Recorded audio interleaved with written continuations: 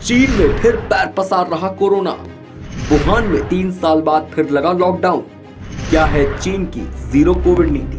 Corona की महामारी को खत्म मानकर लोगों ने लापरवाही की ही थी कि एक के बाद एक कई बुरी खबरें सामने आने लगी हैं। ताजा खबर वहां से है जहां से कोरोना ने निकलकर पूरी दुनिया को अपनी चपेट में ले लिया था। जी हाँ, यानी हमारा पड़ोसी देश चीन और खासकर उसका वुहान शहर।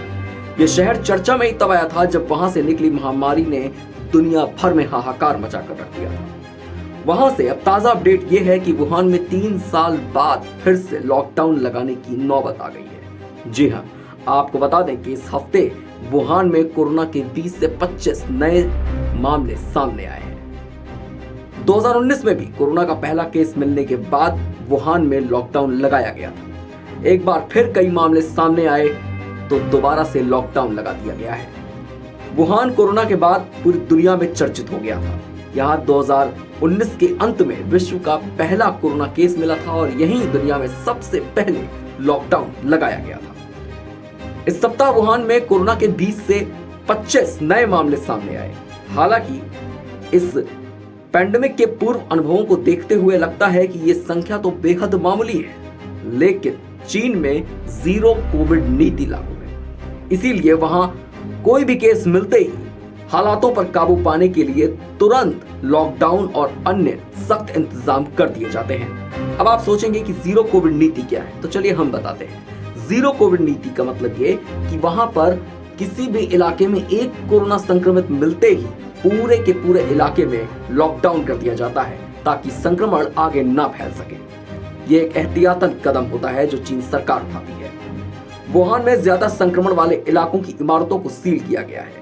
चीन में कोरोना संक्रमण फिर तेजी से बढ़ रहा है। आपको बता दें कि गुरुवार को तीसरे दिन भी 1000 से ज्यादा नए मामले चीन में सामने आए हैं। बीते 2 सप्ताह में वुहान में 240 नए कोरोना संक्रमित मिले हैं। इसीलिए इस जिले के 8 लाख से ज्यादा लोगों को 30 अक्टूबर तक फिलहाल अपने घरों में ही रहने को कह दिया गया है। ये सरकारी आदेश है। वुहान की स्थिति को लेकर सोशल मीडिया पर तस्वीरें और पोस्ट लगातार वायरल हो रहे हैं।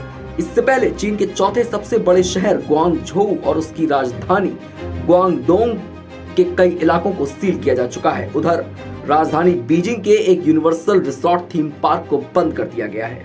पार्क में एक व्यक्ति संक्रमित मिलने के बाद यह कदम उठाया गया था। यह कहीं न कहीं अन्य देशों के लिए भी एक प्रकार का रेड अलर्ट है, क्योंकि महामारी की रफ्तार देशों में कम तो जरूर पड़ गई, लेकिन उसका प्रकोप अभी खत्म नहीं हुआ है। ऐसे में ये जरूरी हो जाता है कि लोग सतर्कता से रहें, कोविड नियमों का निरंतर पालन करते रहें, वैक्सीन के सभी डोज समय से लगवाएं ताकि वो अपने परिवार और अपने आस पड़ोस को पूर्ण रूप से सुरक्षित रख सकें। इस खबर में फिलहाल इतना ही। ऐसी और भी खबरों के लिए जुड़े रहिए हमारे साथ और देखते रहिए वन इंडिया हिंदी।